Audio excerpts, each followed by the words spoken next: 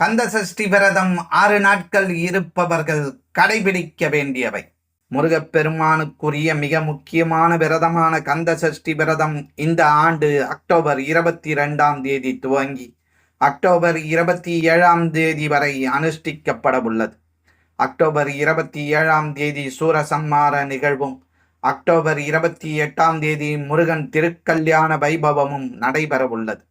கந்த சஷ்டி விரதம் 6 நாள் இருப்பவர்கள் கடைபிடிக்க வேண்டியது தவிர்க்க வேண்டியதும்: வீட்டில் அசைவம் சமைக்கவோ சாப்பிடவோ கூடாது. புகை மது எடுக்கக்கூடாது. காலில் செருப்பு அணியக்கூடாது. விரதம் இருப்பவர்கள் கண்டிப்பாக பகலில் தூங்கக்கூடாது. தீட்டு வீட்டிற்கு செல்லக்கூடாது. கடைகளில் சாப்பிடக்கூடாது. தரையில் சுத்தமான அல்லது புது துணி விரித்து உறங்கலாம். கந்த சஷ்டியின் 6 நாட்களும் கண்டிப்பாக தலைக்கு குளிக்க வேண்டும். சிவப்பு, பச்சை, மஞ்சள் நிற ஆடை உடுத்தலாம், கட்டாயம் இல்லை. வீட்டில் இருப்பவர்கள் உடல்நிலை பாதிப்பு இருப்பவர்கள் மாலையில் உடலுக்கு குளித்தால் கூட போதும்.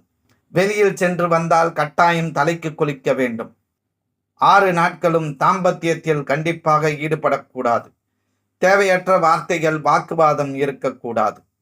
குழந்தை வரம் வேண்டுபவர்கள் தம்பதிகளாக விரதம் இருப்பது சிறப்பு. மாதவிலக்காக இருந்தால் பூஜை அறைக்கு செல்லாமல் வீட்டில் உள்ளவர்களை தீபம் ஏற்றச் சொல்லி விரதம் மட்டும் இருக்கலாம். கலசம் வைக்காமலும் காப்பு கட்டாமலும் முருகனின் படம் வைத்து கந்த சஷ்டி விரதம் இருக்கலாம். காலையில் வைத்த நெய்வேத்தியத்தை மாலை நேர பூஜைக்கு அப்படியே வைக்கக்கூடாது. புதிதாக நெய்வேத்தியம் படைத்துதான் வழிபட வேண்டும். கோயிலுக்கு சென்றோ வீட்டிலோ சூரசம்மாரம் பார்ப்பவர்கள் சூரசம்மாரம் முடிந்தவுடன் கண்டிப்பாக தலைக்கு குளிக்க வேண்டும். எந்த விரதம் எடுத்தாலும் சரி, சூரசம்மாரம் முடிந்ததும் 1 டம்ளர் பால் குடிக்க வேண்டும்.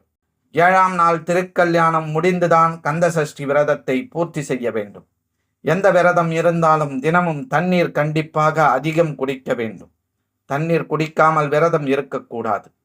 இந்த முறையில் கந்த சஷ்டி விரதத்தை அனுசரித்து முருகப்பெருமானின் அருளை பெற்று வாழ்வில் வளமோடு வாழ்வோம்.